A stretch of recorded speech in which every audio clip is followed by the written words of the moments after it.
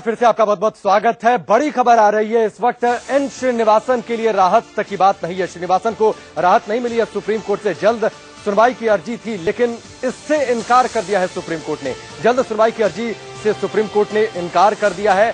राहत बिल्कुल भी नहीं है एन श्रीनिवासन के लिए। और आईपीएल स्पॉट फिक्सिंग मामले की दरअसल पूरी सुनवाई चल रही है और मुद्दल कमेटी की रिपोर्ट खोली गई है सुप्रीम कोर्ट में और इस पर जल्द सुनवाई की अर्जी दाखिल की थी एन श्रीनिवासन ने, लेकिन इससे इनकार कर दिया है। रिपोर्ट में श्रीनिवासन समेत कुल 13 लोगों के नाम है। अदालत ने बीसीसीआई से पूछा यह है कि इनके खिलाफ जांच कैसे होगी, क्योंकि इस रिपोर्ट में जिक्र यह किया गया है कि इनके खिलाफ जांच हो।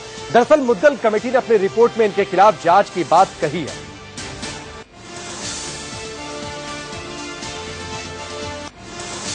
और चलिए इस वक्त आंचल आनंद हमारे साथ जुड़ चुकी है, वरिष्ठ सहयोगी हमारी, सीधे उनका रुख करेंगे। आंचल, जिस तरीके से सुप्रीम कोर्ट ने राहत बिल्कुल नहीं दी है, एक और तो जल्द सुनवाई की अर्जी थी श्रीनिवासन की, उससे इनकार कर दिया है और साथ ही ये भी सवाल पूछा है कि जो जांच कही गई है कि मुद्दल कमेटी के रिपोर्ट में कहा गया है कि जांच हो और बीसीसीआई ने कहा था कि वो जांच करने के लिए तैयार हो, तो जांच का तरीका क्या होगा, इसको लेकर भी सवाल किया है बीसीसीआई से।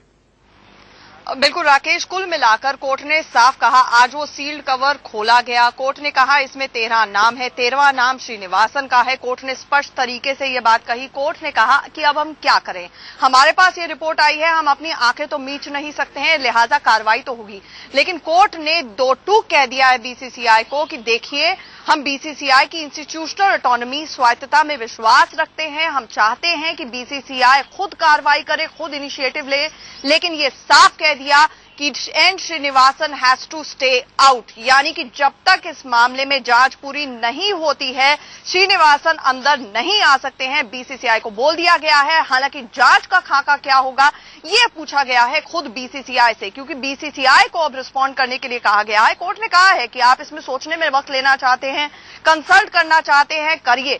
लेकिन जिस तरह से लगातार जो याचिकाकर्ता थे उनकी तरफ से कहा जा रहा था कि BCCI is Srinivasan, Srinivasan is BCCI, यानी कि साफ तौर पर बीसीसीआई के पाले में कोर्ट ने गेंद डाल दी है कि भैया आप डिसाइड कीजिए कि आखिरकार आपको श्रीनिवासन की ही लाइन टो करती रहनी है या एक क्रिकेट की बॉडी, क्रिकेटिंग बॉडी को अपनी इंडिपेंडेंस, अपनी स्वायत्तता की कोई चिंता है। कोर्ट ने यह भी कहा कि देखिए, आप तो बार बार श्रीनिवासन की बात बोलते हैं या सिर्फ बीसीसीआई एज एन एसोसिएशन की बात बोलते हैं, लेकिन हमें अदालत का नाते पूरे क्रिकेट के बारे में सोचना है, क्रिकेट की रेपुटेशन के बारे में सोचना है। और कोर्ट ने इशारों इशारों में राकेश एक बहुत ही अहम बात जो कही वो ये भी कही, उन्होंने कहा कि देखिए इसमें ग्रेट प्लेयर्स के नाम हैं और अगर कहीं पर भी ये बात लीक हो जाती है, इनके नाम लीक हो जाते हैं, तो ये ना सिर्फ उनकी रेपुटेशन को हानि पहुंचाएगा, लेकिन पूरी गेम ऑफ क्रिकेट की जो है वो रेपुटेशन खराब कर सकता है और इन लोगों की भी रेपुटेशन हमेशा के लिए खराब हो सकती है। लिहाजा कोर्ट ने कहा कि बीसीसीआई ही अब सोचकर बताए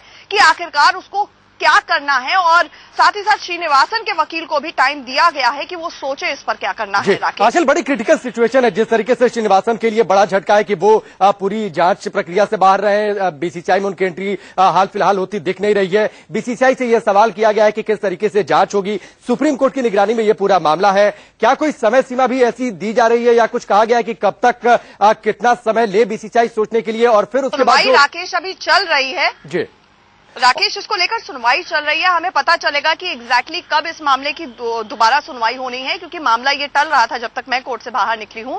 लेकिन साफ तौर पर कोर्ट ने सबसे पहले जब बीसीसीआई ने अपना पक्ष रखना शुरू किया, और अमूमन अदालत में बीसीसीआई जब बोलना शुरू करती है तो ऐसा लगता है कि श्रीनिवासन का वकील बोल रहा है, तो कोर्ट ने साफ कहा बीसीसीआई से कि आप बताइए कि आपके कॉन्स्टिट्यूशन में, आपके बायलॉज में कहीं पर भी ये लिखा हुआ है कि आखिरकार इंटरिम प्रेसिडेंट, यानी कि इंटरिम पीरियड के लिए जो प्रेसिडेंट बनाया जाता है उसका कोई प्रावधान है। तो उसमें लिखा हुआ था, जो रीड करके सुनाया गया, कि देखिए जब कोई इंसॉल्वेंट हो जाए या दिमागी तौर पर उसको परेशानी हो जाए या खुद अपने पद से इस्तीफा दे दे, तो कहीं पर भी श्रीनिवासन ने जिस तरह से पिछले साल जगमोहन दालमिया को उठाकर पैराशूट प्रेसिडेंट के तौर पर बिठा दिया था, इंटरिम प्रेसिडेंट के तौर पर, तो वो भी बीसीसीआई के लिए बड़ा मुश्किल हो रहा था अपना पक्ष रखना।